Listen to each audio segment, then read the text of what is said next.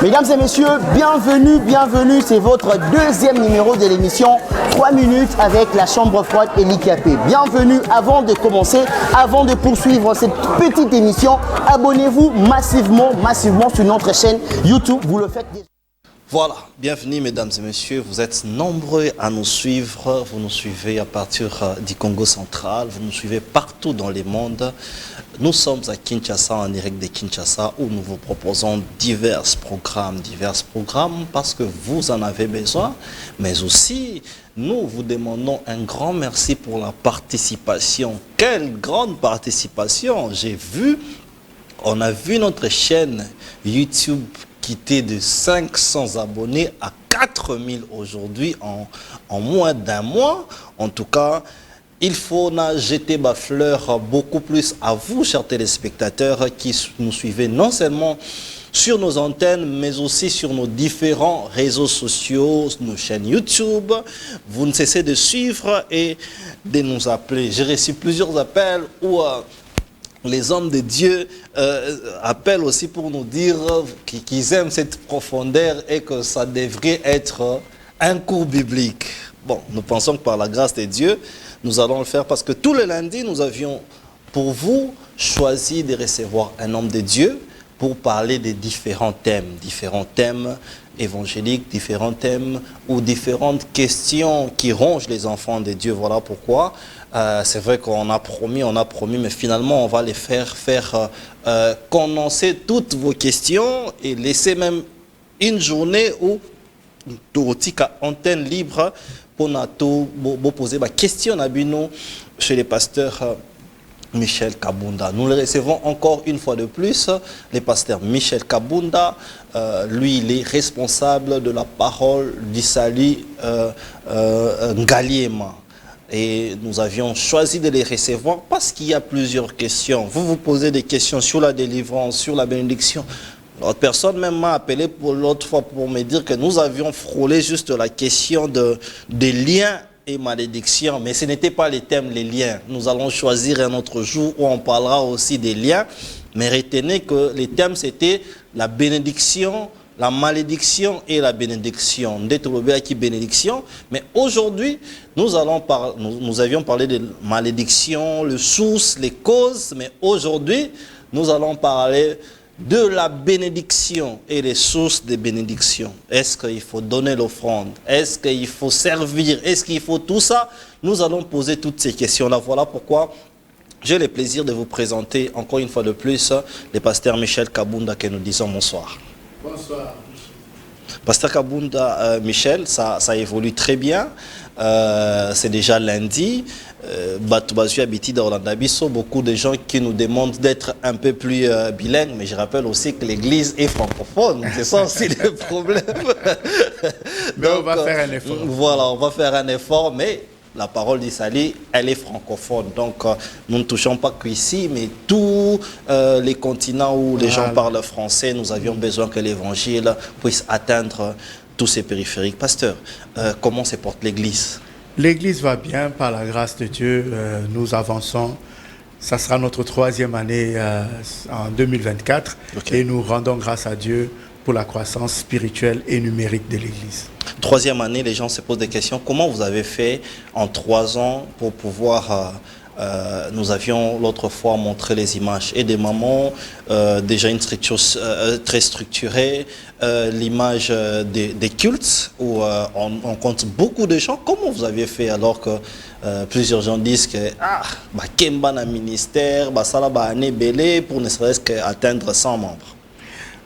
D'abord, c'est la grâce de Dieu parce que, vous savez, la Bible dit « Et Dieu ajoutait à l'Église chaque jour ceux qui étaient sauvés ».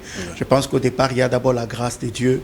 Ce n'est pas parce qu'on est meilleur ou quoi que ce soit. C'est vraiment la grâce de Dieu au départ. Oui. Mais après, il y a la grâce d'avoir une bonne organisation.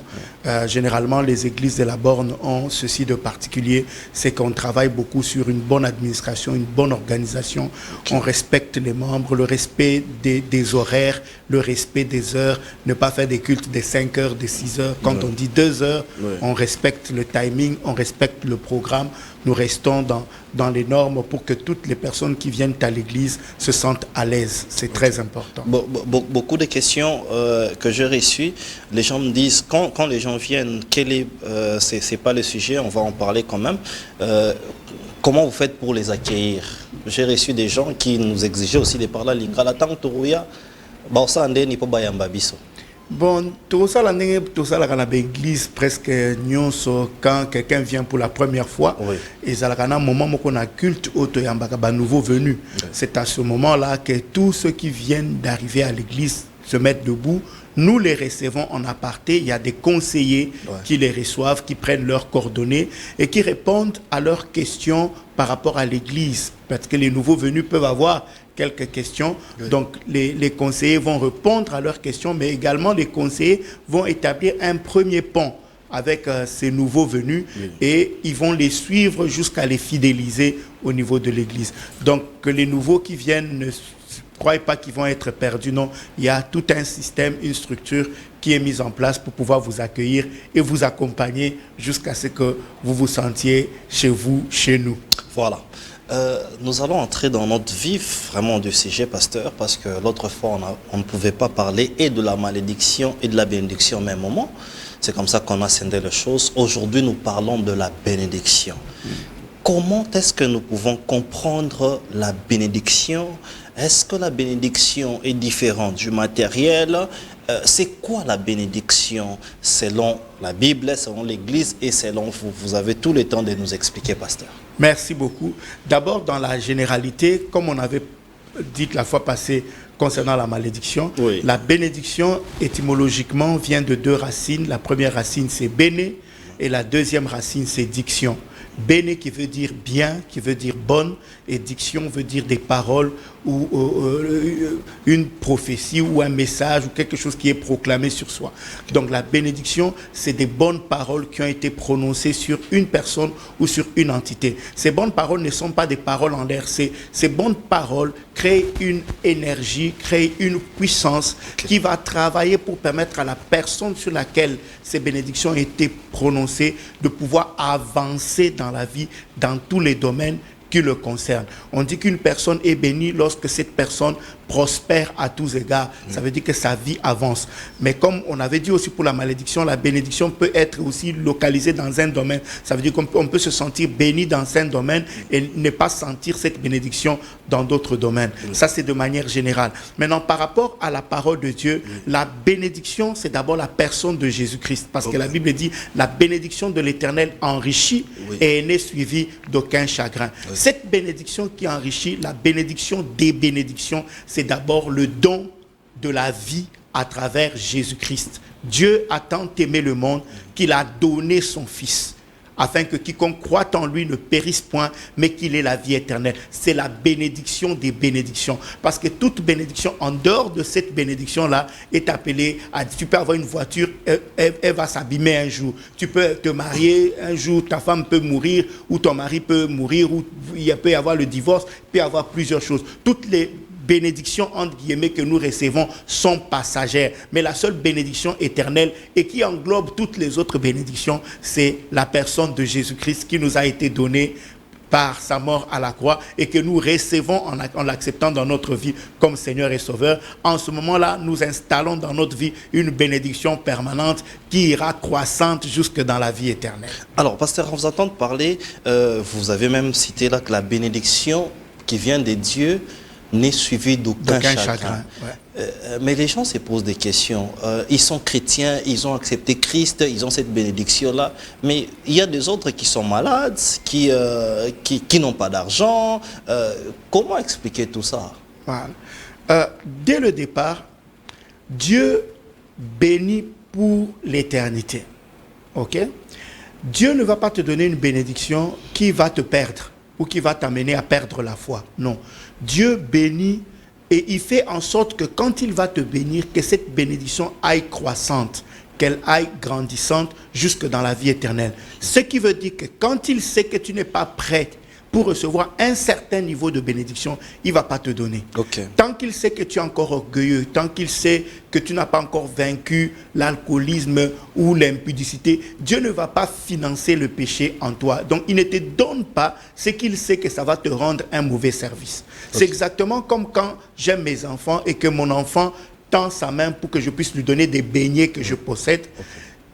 Déjà, je suis disposé à lui donner les beignets, mais si la main de l'enfant est sale, je vais d'abord dire à l'enfant, va laver ta main, ensuite je vais te donner ce que j'ai à te donner. C'est exactement ça que Dieu fait avec nous, ses enfants. Il est disposé à nous donner tout ce dont nous avons besoin. Dieu n'a aucun problème à nous enrichir. Il n'a aucun problème à faire de nous des hommes prospères, des hommes même riches. Dieu n'a aucun problème à faire de nous des millionnaires. Il n'a aucun problème avec ça. Le seul hic dans l'histoire, c'est que Dieu, avant de te donner, il veut d'abord être sûr que tu sauras gérer cette bénédiction. Que cette bénédiction ne va pas devenir un piège pour toi, que ça ne va pas te tuer et que ça ne va pas t'amener loin de lui. Parce que la Bible dit, ça ne sert à rien de gagner le monde entier si on perd son âme.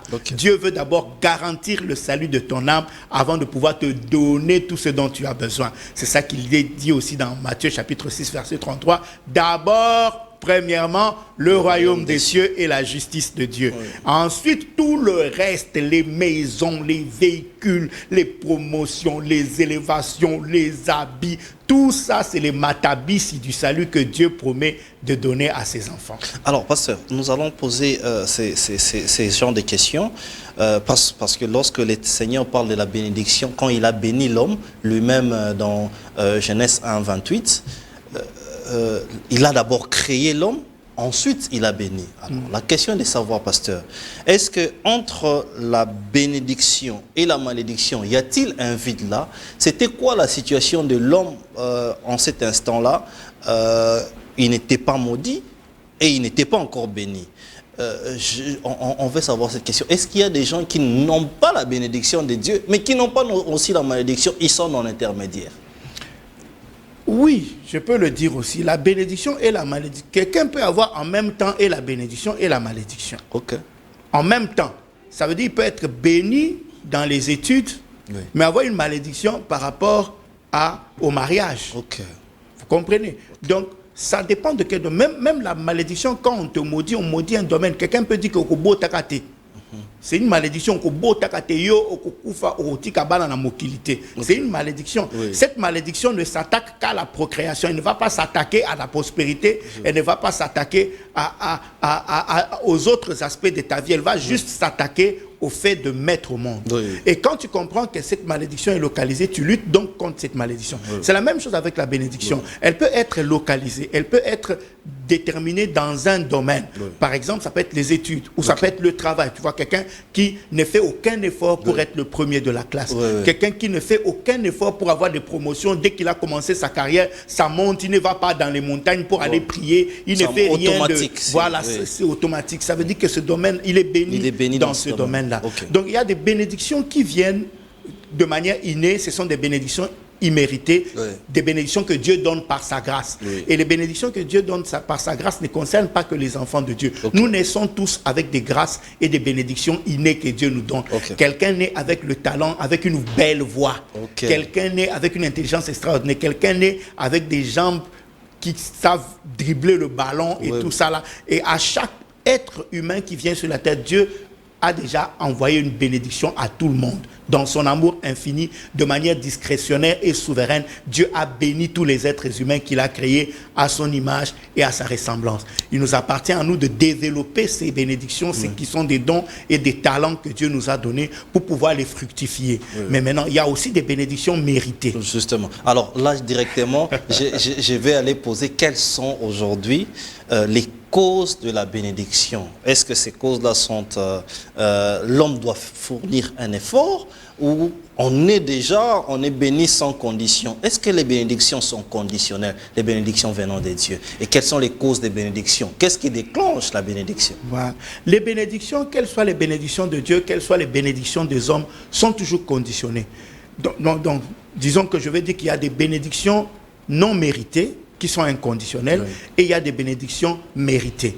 Les bénédictions inconditionnelles ou non méritées, ce sont toutes les bénédictions, les grâces que nous avons reçues sans avoir même demandé. Oui. Tu nais avec 2 yeux, alors que d'autres naissent aveugles. Justement. Tu nais avec 2 bras, d'autres naissent sans ça. Ça, Dieu t'a béni dès le départ et tous les êtres humains ont été bénis par Dieu d'une manière ou d'une autre. Maintenant, dans la marche de tous les jours, il y a des bénédictions maintenant que nous pouvons provoquer.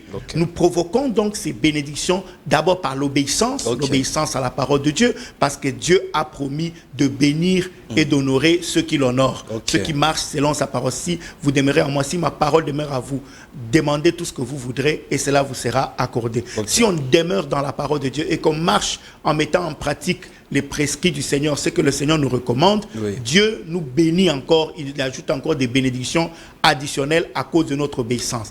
Mais j'ai toujours l'habitude de dire qu'en parcourant la Bible, il y a une voie par excellence pour provoquer les bénédictions de Dieu, c'est de donner.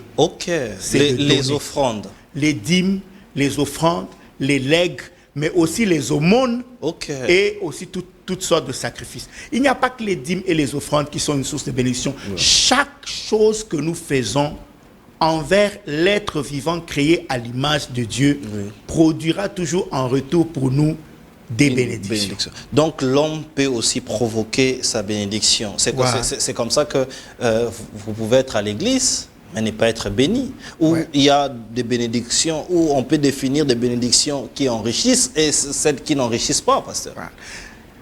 Il faut seulement retenir que Dieu n'est pas que le Dieu des chrétiens. Dieu est le souverain total. Il est maître des temps et des circonstances, créateur de l'univers visible et invisible. Et en tant que Dieu, il gère la vie de tous les êtres humains. Et dans ce sens, il y a des principes universels qui s'appliquent à tous les humains, qui s'appliquent à toute la création de Dieu. Ce principe, c'est ce que tu sèmes, tu le récolteras. Anyway, attendez nyonso kolona okobuka yango. Yango komona okozana païen. Soka salaka bolamu autour de lui apesaka asunga kabatu nzamba ko pambola e. Mais yo sokoza mwana na nzambe okabaka te. Opesaka te, osukanga église te, yoka mutu matongi, yoka mutu kofinga. Okokipe okokota no na lola, po so yamba Yesu loka mokonzi pe mubikisi. Mais pona o etali ko pambwama, ko vivre na kati ya prospérité na kati aisance, okomona ngote. J'ai posé cette question, pasteur, parce qu'il y a des gens qui se disent moi je n'ai pas d'argent à donner. Mais je me donne moi-même. Ayaka tout le monde a maman peut-être ayaka kombola l'église. Ayaka Anne a donné son fils pour qu'il soit à l'église, Samuel. Par exemple, ce genre de choses-là, est-ce qu'ils recevront des récompenses différentes par rapport à Dieu ou pas? Donner, c'est un principe. Mais on n'a pas dit exactement quoi donner. Le principe, c'est donner. Quand on donne, on reçoit. Maintenant, il y a plusieurs façons de donner. On peut donner de l'argent, on peut donner son temps, on peut donner son amour, même un sourire est un don que tu fais à quelqu'un. Ça peut égayer la journée de quelqu'un et te ramener des bénédictions de toutes sortes. Maintenant, le problème, c'est qu'il y a des gens qui pensent qu'ils n'ont rien à donner. C'est ça la plus grosse bêtise que quelqu'un puisse commettre dans sa vie. Parce que la Bible dit, à celui qui a, on donnera et il sera dans l'abondance. Mais à celui qui n'a pas, on va arracher même ce qu'il a. Qu'est-ce que cela veut dire? Celui qui croit qu'il n'a rien à donner, on lui arrachera même ce qu'il a parce que personne n'est venu sur terre les mains vides. Personne. Tout le monde a quelque chose. Voilà. Dieu sait que nous avons tous quelque chose à donner. À donner à notre entourage, à donner à l'église, à donner à la société, à donner au pays, à donner à la famille. Si tu crois que tu n'as rien à donner, c'est que tu es un injuste, c'est que tu es un ingrat, c'est que tu es une personne qui... En fait, tu prouves que tu ne mérites même pas d'être là sur la terre. Que tu n'es rien, que tu ne vaux rien. En fait, tu insultes ton créateur qui t'a créé et qui t'a envoyé sur la terre pour une mission bien précise. Donc, si tu dis que tu n'as rien à donner, c'est que Dieu sait qu'il t'a déjà donné, il va arracher ça. Il va arracher. Donc, tu es inconscient en quelque sorte de ce que Dieu t'a donné. Tout le monde doit donner quelque chose. Tout à fait. Alors, pasteur, la même Bible nous parle de la bénédiction, bien sûr, mais la Bible parle, par exemple, qu'il n'y a que les supérieurs qui peuvent bénir l'inférieur. Ça veut dire quoi, pasteur? Ça, c'est quelque chose d'archi faux. La bénédiction, c'est la bénédiction. Ok. Vous voyez, tout le monde peut bénir tout le monde. Même l'inférieur peut bénir les supérieurs. Bien sûr, parce que la Bible dit bénis Dieu. Bénissez l'Éternel. Ok. Est-ce que nous à qui on demande de bénir, la Bible dit pambola nzambe. Voilà. Mais si donc nzamba comme inférieur na biso, non. Et tout le monde attend de toi la bénédiction. Des erreurs peuvent être basalaka. Oui. Aux autres travailler quelque part, directeur nayo mokonzi nayo azawana, tu crois que comme azana mbongo, on a besoin de que offrir cadeau na mon anniversaire naye, tout ça les présents non. Voilà. Okay. Tous, quand tu bénis ton supérieur, oui, automatiquement tu vas être béni d'une manière ou d'une autre. C'est pourquoi la Bible dit n'arrêtons pas de faire le bien autour de nous.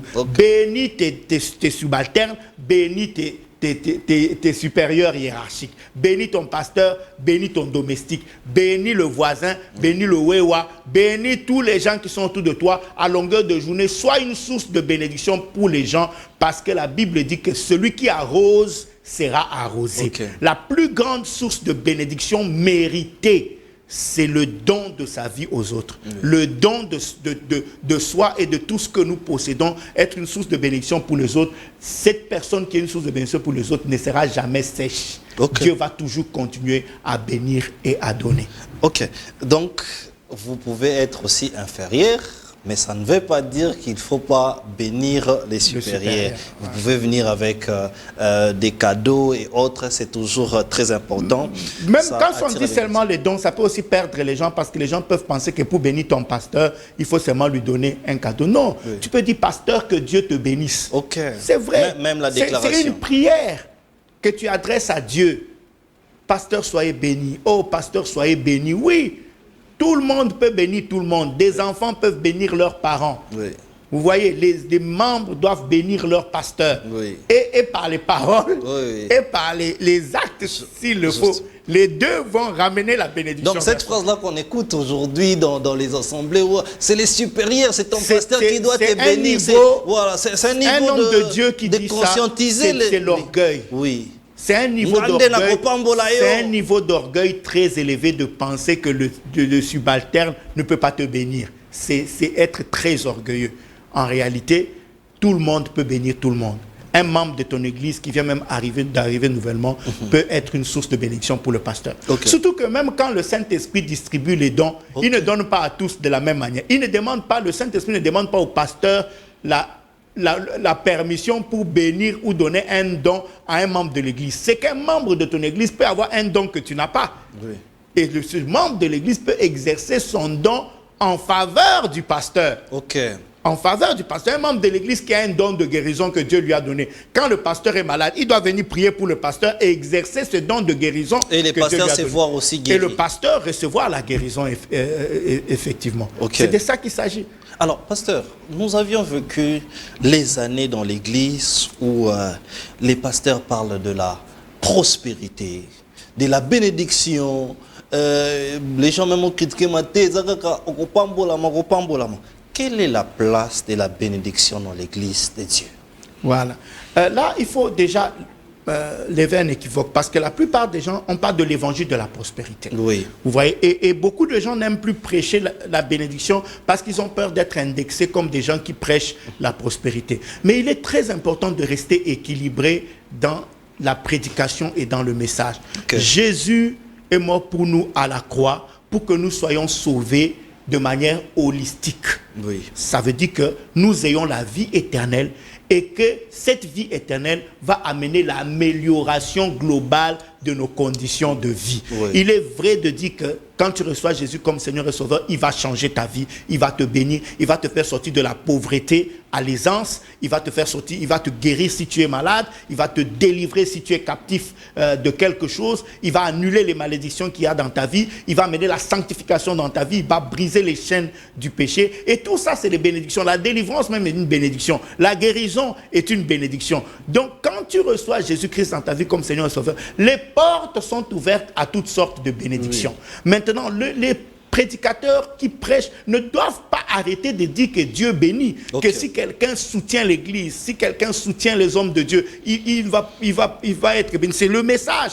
Tout ce que vous faites pour l'Église ou pour les hommes de Dieu, Dieu vous le rendra au centuple. C'est la parole de Dieu. C'est ce que Dieu a promis. Tout ce que vous s'aimez, vous investissez dans l'Église, dans la maison de Dieu, dans la vie des serviteurs de Dieu, il vous le rend au centuple. Et la Bible dit, si quelqu'un donne un simple verre d'eau au plus petit de mes enfants, donc à n'importe quel frère membre de l'Église, si tu donnes seulement un simple verre d'eau, tu ne vas pas rater ta récompense. Donc Dieu bénit ceux qui bénissent. Et aujourd'hui, on peut dire que l'Église, la bénédiction est indispensable dans la croissance d'une Église. Oui, une Église qui n'est pas bénie ne va pas croître, ni spirituellement, ni financièrement, ni numériquement, ni d'aucune manière que ce soit. La croissance même de l'Église est une bénédiction. C'est pourquoi l'Église doit prier plutôt pour la bénédiction. Pour la bénédiction. Nous devons prier pour que Dieu bénisse l'Église, que Dieu bénisse les serviteurs de Dieu, que Dieu bénisse les membres de l'Église pour que cette bénédiction puisse être partagée et amenée à la croissance de tout le peuple de Dieu. Vous voyez, c'est très important. Alors, pasteur, est-ce qu'aujourd'hui, y a-t-il les niveaux de bénédiction? En lingala, par exemple, on dit Nzamba Pambola, Nzamba Pambolo Makasi. Pourquoi je dis ça? Parce qu'on a vu même dans la Bible où Dieu a béni Abraham, mais après un grand sacrifice, il fallait donner son fils. Il a encore juré de te bénir. Y a-t-il des niveaux de bénédiction qu'il faut atteindre? Y a-t-il un premier niveau, deuxième ou fortement béni? Je ne vais pas dire premier, deuxième, non. Je vais dire puissance. Je préfère dire la puissance de la bénédiction. Alors, la puissance de la bénédiction est provoquée par la puissance du sacrifice que tu fais. Plus le sacrifice que tu fais est grand, plus ça entraîne une grande bénédiction. Je donne quelques exemples. Isaac veut bénir son fils. Il veut transmettre la bénédiction promise à Abraham qui devait descendre sur Isaac et sur la postérité d'Isaac. Isaac veut bénir, mais il ne veut pas parler directement. Il veut d'abord que son cœur soit débordant de joie pour que quand il va déclarer la bénédiction, que cette bénédiction puisse exploser dans la vie de celui qui va la recevoir. Voilà pourquoi il dit à son fils, va d'abord me préparer la chose que j'aime manger. Vous voyez, je vais te bénir, mais va d'abord me préparer la chose que je vais manger. Quand je vais manger, que je vais me rassasier, que je serai bien, je vais maintenant déclarer. Vous voyez, s'il avait déclaré avant, ça aurait été quand même une bénédiction, mais elle aurait été moins puissante que la bénédiction qu'il déclare après avoir mangé. C'est la même chose quand Abraham reçoit les anges qui viennent pour aller détruire Sodome et Gomorrhe. Ils viennent, ils lui disent que nous sommes en train d'aller détruire Sodome et Gomorrhe. Abraham dit non, non, non, ne soyez pas pressés, attendez que je vous prépare quand même quelque chose à manger. Abraham donc va, il cuisine, il vient offrir aux anges. Quand ces gens-là mangent, ils sont rassasiés. Ils font quelque chose qui n'était pas prévu dans la mission. Ils disent non, en tout cas, en tout cas, promesse aux Nzamba l'année prochaine. Vous voyez, donc même la promesse que tu reçois de Dieu, elle est peut-être prévue pour dans 5 ans ou dans 10 ans. Tu peux poser un acte aujourd'hui et Dieu ramène cette bénédiction à demain. Vous voyez, donc les bénédictions, on les provoque.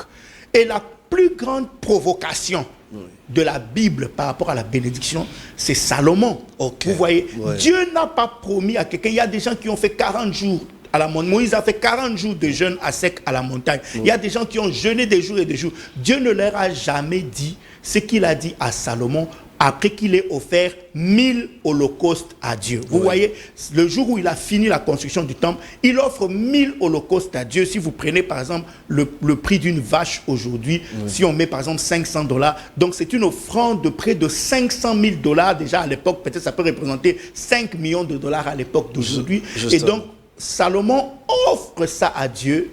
Quand Dieu reçoit ce sacrifice, son cœur est tellement débordant que c'est le seul endroit et la seule personne dans la Bible à qui Dieu dit « Demande-moi tout ce que tu veux. Ça dit « Na minute toyo, nyonso osenganga ». Oui. Vous voyez, l'offrande touche le cœur de Dieu et peut lui amener à te donner ce qu'il n'avait même pas prévu de te donner. À te donner ce qui n'était même pas dans le plan, ce qui n'était pas dans le projet. Imagine-toi aujourd'hui, si tu fais une offrande à Dieu et puis Dieu te dit demande tout ce que tu veux. Mon frère, ça va partir dans tous les sens. Moi, si Dieu prend le risque de me demander une telle chose, je vous assure, il n'y aura pas sur la terre un homme plus riche que moi. Ah bon, donc vous allez... Bien sûr, alors, le montant que je vais lui demander, ça sera suffisant pour développer la RDC, construire des orphelinats, des hôpitaux, des écoles, construire les routes. Donc, je vais lui demander sérieusement. Exactement. Alors partant de cet exemple que vous avez donné, je vais quand même tirer une question là avant que nous puissions progresser. Salomon donne des présents à Dieu. Et Dieu lui demande de demander quelque chose, il demande autre chose. Il demande que la sagesse. Mais Dieu lui donne également aussi la richesse. C'était pour dire que la loi, comme tu as donné quelque chose qui a coûté, je dois te donner aussi ça. En fait, vous voyez, beaucoup de chrétiens aujourd'hui lisent la Bible mais ne comprennent pas bien le message biblique parce que beaucoup de gens ne comprennent pas qu'il faut rentrer toujours dans le contexte pour pouvoir comprendre la chose. Par exemple, je vois des jeunes gens aujourd'hui, ils n'ont rien, mais ils disent, Seigneur, moi je ne te demande ni la richesse, ni donne-moi seulement la sagesse comme Salomon avait demandé. Je dis souvent aux gens, Salomon a demandé, chacun demande ce qui lui manque. Salomon a demandé la sagesse parce qu'il avait déjà l'argent. Salomon était roi. Au moment où il fait la demande, il est déjà roi. Il a plusieurs femmes. La Bible dit qu'il avait plusieurs femmes. Il avait plusieurs femmes, il a déjà l'argent, il a déjà les maisons, il a déjà tout ce dont un homme a besoin pour vivre. En ce moment où il est roi, la chose la plus importante pour lui, c'était la sagesse. Non pas la sagesse pour gérer sa maison, la sagesse pour gérer l'État, pour gérer la nation, pour gérer le royaume. Et Dieu lui dit, oh, je suis étonné que tu ne m'aies pas demandé la mort de tes ennemis parce qu'il sait que c'est ça que nous demandons souvent dans nos prières, que nos ennemis meurent. Tu ne m'as pas demandé la richesse parce qu'il sait que c'est ça les besoins des gens, mais tu m'as demandé la sagesse et donc je te donne la sagesse, mais en plus de la sagesse, je vais encore ajouter la prospérité et l'argent parce que Dieu veut bénir. Dieu, la gloire de Dieu se manifeste aussi dans sa capacité à bénir ses enfants, à les sortir de zéro à héros. C'est là aussi qu'on voit la puissance de Dieu se manifester dans la vie de quelqu'un. Donc Dieu veut bénir chacun de nous. Dieu veut bénir les gens. Pasteur, nous avions parlé de la bénédiction et bien évidemment la malédiction aussi qui empêche que quelqu'un soit béni. Vous avez parlé des dons, des offrandes. C'est vrai que les gens se demandent aussi. On a payé ça trop dans l'église, on a payé ça tout ce que j'ai donné et tout, mais je ne suis pas béni.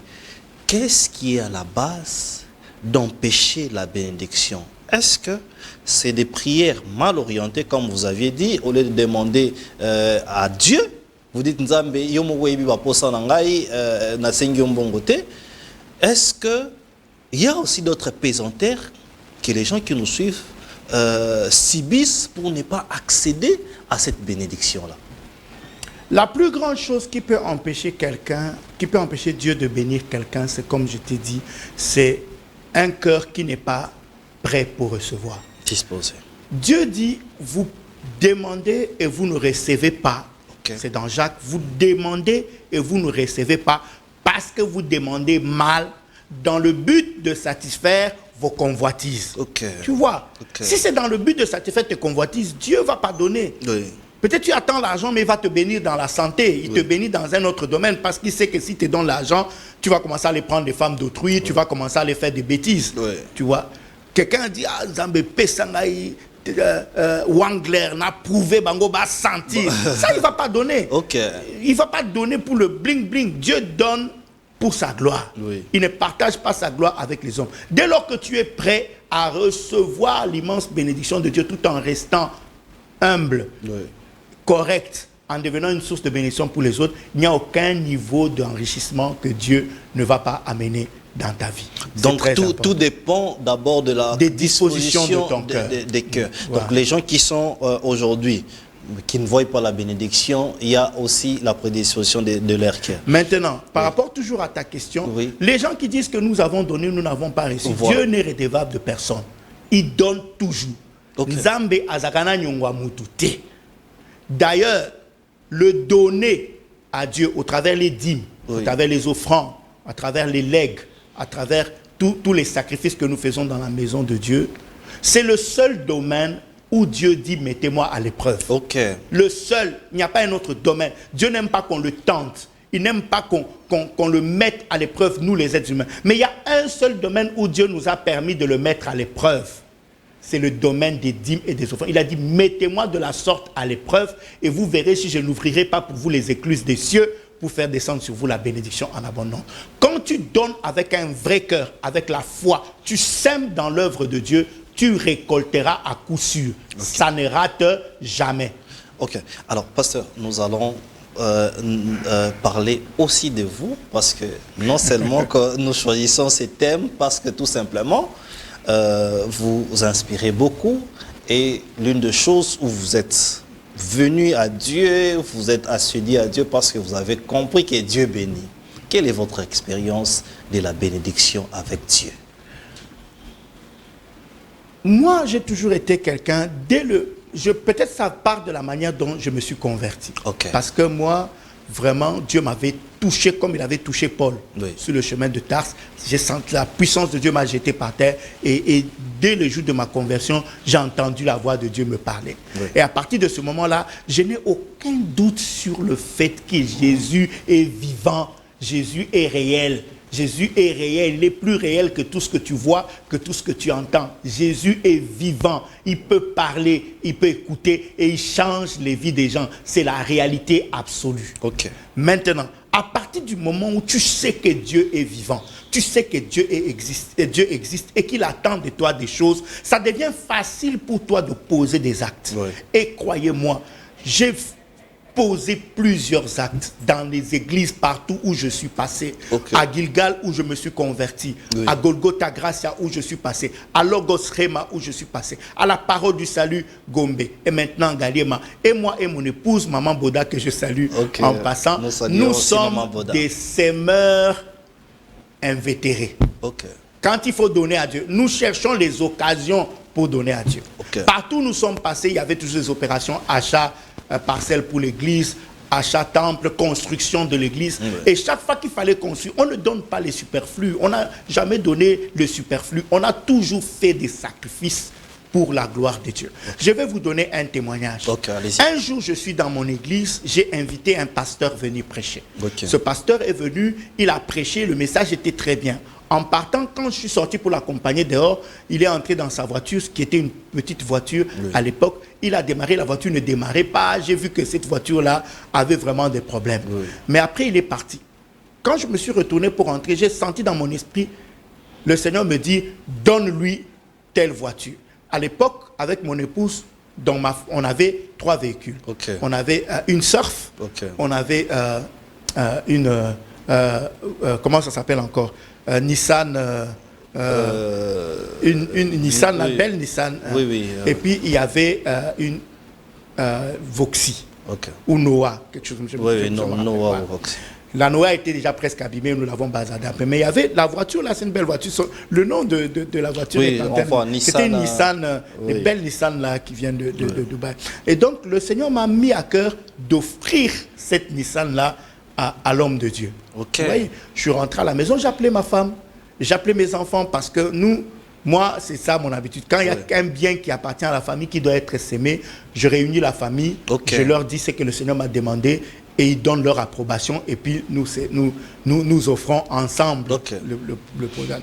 Et donc voilà comment la famille accepte et donc nous offrons ce véhicule à l'homme de Dieu.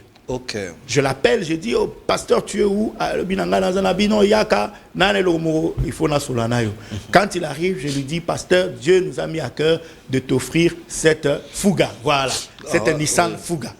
Dieu nous a mis à cœur de te l'offrir. Il ne croyait pas, il était vraiment abasourdi, étonné. Pasteur, c'est vrai, j'ai dit, oui, voici les documents, voici la clé, tu peux partir. Le frère n'a même pas, l'homme de Dieu n'a même pas pu prier à ce moment-là, tellement il était ému. Peut-être qu'il s'est dit que si je prends le temps de prier, peut-être que le pasteur va changer d'avis. Je sors d'abord avec le véhicule. Et donc c'est comme ça qu'il est parti avec le véhicule. Et j'ai béni le Seigneur d'avoir eu la force d'offrir. Parce que Quand tu ne sacrifies pas, comment veux-tu que Dieu sacrifie pour toi? Quand il voulait faire d'Abraham le père des multitudes, il a d'abord demandé à Abraham d'offrir son fils unique, parce que Dieu veut voir, toi à qui je veux faire cette grande bénédiction, es-tu capable toi aussi de faire des sacrifices pour moi? C'est de ça qu'il s'agit. Tu vois, quand Abraham a offert son fils, parce qu'Abraham avait déjà offert Isaac, c'est Dieu qui a dit ne tue pas l'enfant, mais Abraham avait déjà offert l'enfant. C'est comme ça qu'il est aujourd'hui père d'une multitude. Et donc, je suis rentré à la maison. Ça n'a pas fait 2 semaines. J'ai commencé à me dire que non, comme j'avais offert la voiture de ma femme, il fallait donc que j'achète un autre véhicule. J'avais un montant d'argent pour acheter un certain type de véhicule. Vous voyez, environ... à l'époque, je visais les Fortuners. Les Fortuners qui venaient de sortir. Et je pouvais en avoir en très bon état autour de 16 000 $. Et donc, j'avais l'argent pour acheter cette Fortuner. Mais ça, c'était mon plan. Ce n'était pas le miracle parce que c'était déjà l'économie. Et c'est ça les mecs qui causent. Ça, c'est les plans des hommes. Mais le quoi, on a touché Kinzambe. Le quoi, on a l'accès à Kinzambe obéissance. Dieu m'a donné un véhicule que je n'avais jamais pensé que je pouvais avoir en ce moment-là. Parce que je suis chez moi à la maison. Un ami vient me chercher pour me dire accompagne-moi. Il y a un véhicule que j'ai commandé qui vient d'arriver. Nous arrivons là où l'ami avait commandé le véhicule. C'était une Range Rover 2018. Très belle voiture qu'on lui vendait à autour de 40 000. Vous voyez, presque donc, les triples de ce que vous avez prévu. Et donc quand on arrive avec l'ami, on trouve 2 Range Rover. Il y avait celle-là et il y avait une autre encore plus récente, 2022. Et donc l'ami dit, oh non, moi je veux prendre celle de 2022. La personne qui avait commandé dit, non, celle de 2022, c'est pour quelqu'un d'autre. Toi, tu avais commandé celle-ci. Parce que si tu prends celle de 2022, à qui est-ce que je vais vendre celle de 2018? L'ami dit, alors vendez-la à Michel. Moi, j'ai dit, non, moi, je n'ai pas le budget pour acheter cette voiture-là. Moi, je n'ai que autant pour acheter. Il dit, non, donne le montant que tu as. Moi-même, je vais m'arranger pour le reste. Voilà comment, avec très peu, Dieu me donne un véhicule que je rêvais, mais que je n'avais pas programmé pour ce moment-là, parce que c'est un véhicule assez luxueux. Et voilà comment Dieu m'a changé de catégorie des véhicules moyens vers les véhicules qu'on appelle les véhicules haut de gamme. Vous voyez, ça c'est ce que Dieu est capable de faire. Dieu est capable de te sortir d'un niveau auquel toi-même tu t'estimes pour te faire entrer dans un niveau où tu penses que tu sais que tu n'as pas le mérite pour entrer là-bas, mais dans son amour infini te fait entrer là-bas. Mais cela est souvent provoqué par des sacrifices que nous faisons et par des actes puissants que nous faisons qui touchent le cœur de Dieu au point de l'amener à faire pour nous des choses que l'œil n'a point vues, que l'oreille n'a point entendues et qui ne sont pas montées au cœur des hommes, mais que Dieu réserve pour ses enfants. Les sacrifices a déclenché une chose. Nous avions parlé de ces thèmes parce que quand vous demandez, les gens peuvent faire l'hypocrisie, mais tout le monde a besoin de la bénédiction. Tout le monde, quand il sort, il rentre, il a besoin, il aspire la bénédiction de Dieu. Alors, pasteur, quelle catégorie de personnes qui nous suivent dans le monde peuvent accéder à une bénédiction? C'est vrai, il faut recevoir Christ, mais est-ce qu'il y a des conditions? Il faut être catégorisé d'une certaine manière? Est-ce qu'il faut être assidu tout le jour à l'église ou pas? Ou seulement faire des sacrifices, comme vous avez dit? Y a-t-il des catégories de personnes qui ont droit à la bénédiction dont nous parlons? Voilà. La bénédiction de Dieu, premièrement, c'est le salut offert à travers la mort de Jésus-Christ pour nous à la croix. Ça, c'est gratuit. On reçoit Jésus dans notre vie comme Seigneur et Sauveur et Dieu nous a bénis. Il nous donne d'abord déjà la vie éternelle. On est scellé dans le Saint-Esprit. On reçoit le baptême du Saint-Esprit avec les dons du Saint-Esprit et on commence la marche avec Dieu. Maintenant, j'ai parlé au début de notre émission des principes universels de Dieu. La bénédiction opère aussi selon les principes universels de Dieu. Et dans ce sens-là, un païen qui vient donner son argent pour la construction d'une église vivante de Dieu, Dieu le bénira. Qu'il vienne prier. Il ne va pas entrer au ciel pour avoir donné. Non. Il ne va pas entrer au ciel pour avoir donné. Non. Mais Dieu le bénira matériellement. Il prospérera dans ce qu'il est en train de faire. Tu comprends? Un païen qui aide un chrétien dans ce qu'il est en train de faire, il ne va pas manquer sa bénédiction. Soyez sûr de ça. Il ne va pas manquer sa bénédiction. De la même manière que tous les actes que nous posons, Dieu nous bénit toujours au centime. Et si vous voulez que je donne quelques sources puissante de bénédiction. Oui. La première source importante de bénédiction, ce sont les parents biologiques. Ok. Ton père et ta mère. Il faut absolument les bénir et les honorer. Parce que la Bible dit, c'est dans les 10 commandements, le premier commandement humain, parce que les premiers commandements s'adressent à Dieu, mais le premier commandement qui s'adresse aux hommes, c'est le commandement d'honorer son père et sa mère. Honore ton père et ta mère. Ouais.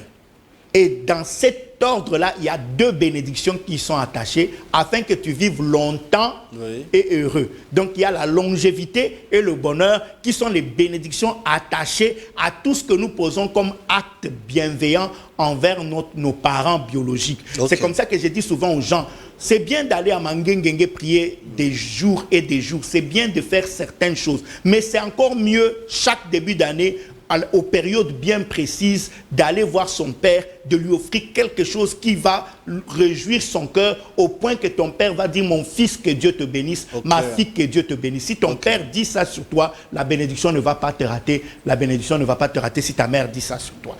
Donc les parents biologiques sont une première source de bénédiction. La toute première. Oui, une première source de bénédiction. Ensuite, je ne dis pas la toute première, je dis une première, parce qu'elle n'est pas plus grande que la deuxième que je vais donner. Parce qu'en fait, avant les parents biologiques eux-mêmes aussi ont un créateur. Justement. Ont quelqu'un qui les a créés. Et celui-là, il est plus grand que les parents biologiques. Et sa bénédiction est supérieure à la bénédiction des parents biologiques. Donc, je dis ici que la première grande source de bénédiction, c'est investir dans l'œuvre de Dieu. Investir dans l'œuvre de Dieu. Investir dans une vraie œuvre de Dieu. Il faut que ça ne soit pas aussi quelque chose qui n'est pas l'œuvre de Dieu. Parce que toute église, je le dis ici, toute église n'est pas œuvre de Dieu. Il faut avoir d'abord la conviction que c'est Dieu qui appelle cette église, que c'est Dieu qui marche avec cette église, mais aussi que les gens qui conduisent cette église sont des gens sérieux. De telle sorte que quand tu donnes pour l'église, c'est pour l'église. Ça ne va pas dans les poches des individus. Quand on achète le terrain de l'église, ça ne va pas être acheté au nom d'un individu. Non. Le terrain ou la maison ou le bâtiment de l'église sont construits au nom de la communauté, de telle sorte que même quand le pasteur meurt, les bâtiments et l'église continuent à servir pour la gloire de Dieu. Ce n'est pas un héritage qui va faire partie des biens que le pasteur va léguer à ses enfants. C'est très important. Il faut vérifier les statuts de l'église où vous s'aimez pour investir, pour que cette œuvre, pour acheter le terrain, pour bâtir. Ça aussi c'est important, pasteur, parce que les églises ont les noms de pasteurs, on écrit la parcelle comme ça, alors que c'est les noms du pasteur. Quelqu'un peut commencer l'église dans sa maison, ok? Il commence l'église dans sa maison, la maison est en son nom. Ça, c'est une chose. Mais dès lors que des achats sont faits dans le cadre de l'église, on achète des bancs, on achète des micros, tout ça sont les biens de la communauté. Ce ne sont plus les biens de l'individu pasteur. Ce sont les biens de la communauté. Maintenant, quand on décide d'aller acheter un terrain, quand cette église qui peut s'appeler Carmen, qui peut s'appeler Parole du Salut, décide d'acheter, ce bien doit être au nom de l'église. Non au nom du pasteur. Non.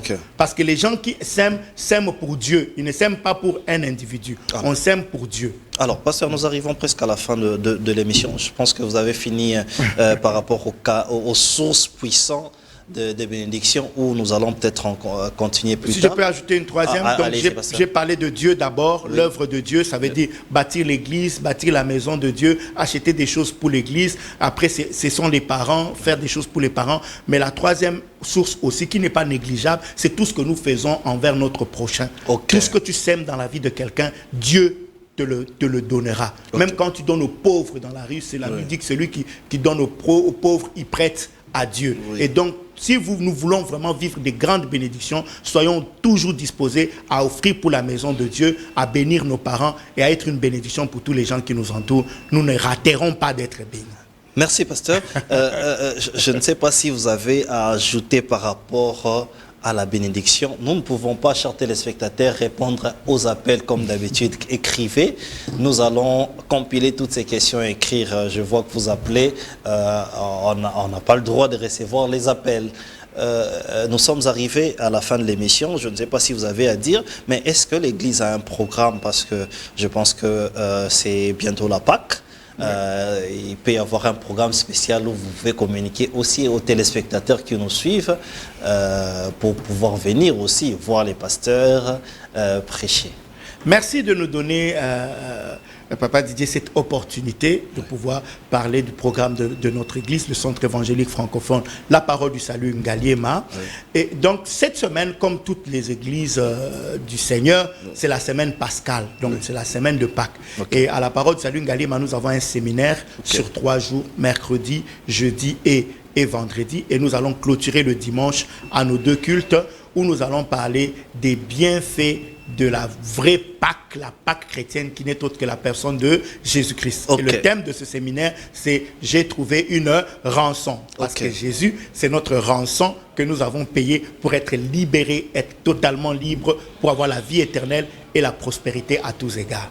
Maintenant, il y a aussi, nous sommes aussi dans le programme d'achat de la parcelle. C'est la 3e année de la parole du salut Ngaliema. Nous avons lancé l'appel pour collecter les fonds pour acheter la parcelle de l'église. Nous sommes d'ailleurs ouverts. Si Dieu vous touche, où que vous soyez, n'hésitez pas à venir voir l'administration de l'église et à donner vos dons pour pouvoir offrir à Dieu un terrain où sera érigé un temple qui répond aux normes environnementales, où la gloire de Dieu continuera à se manifester. Alors, pasteur, peut-être en 1 minute, par rapport à l'achat de parcelles, les gens vont se poser des questions. Est-ce que dois-je seulement être de l'église, parole du salut, pour venir contribuer ou pas? Non, on n'a pas besoin d'être membre d'une église pour contribuer pour un besoin de cette église. Dès lors qu'on sait que c'est une église du Dieu vivant, c'est l'église de Jésus-Christ, tout ce que nous donnons, Dieu nous le rendra au centuple. Par exemple, quand EMCI a fait appel pour construire leur bureau au Canada, nous avons envoyé l'argent. Nous ne les avons jamais rencontrés, nous ne les connaissons pas, mais nous voyons le travail qu'ils font à travers cette chaîne de télé. Et donc, moi, ma femme, mes enfants, nous avons envoyé nos contributions pour bénir cette œuvre de Dieu et nous savons que ça va en retour nous bénir de manière scandaleuse. Dieu a promis de multiplier au centuple ce que nous lui donnons. Et il a dit, mettez-moi de la sorte à l'épreuve. C'est le seul domaine, place Nzambalobi, bo mekangai, botala soki na kosalate. Exactement. Exactement. Alors moi, je me dirais que nous devons aussi saisir cette occasion. Il y a des gens qui m'appellent et d'autres personnes qui t'écrivent. Tu sens vraiment qu'ils se sont appropriés de l'émission. Alors faisons un groupe aussi. Pourquoi pas ne pas faire un don de l'émission aussi pour que ce que nous allons faire, plus petite qu'elle soit aussi un signe que nous allons bâtir aussi ces temples. Nous sommes arrivés à la fin de l'émission. En tout cas, nous sommes ouverts, comme on a dit au début de l'émission, que nous ferons une émission spéciale, compilation des questions. Nous allons poser au pasteur toutes ces questions-là où il va vous répondre. Mais il faudrait une chose, d'être fidèle à l'émission, mais aussi être fidèle à pouvoir s'abonner encore plus sur nos différentes chaînes YouTube. Nous avons Congo Nouveau officiel. Nous avons également PSTV HD, donc des chaînes YouTube où nous diffusons tous nos programmes. Restez branchés sur nos antennes. Au revoir et bonsoir chez vous. Au revoir. Mesdames et messieurs, bienvenue.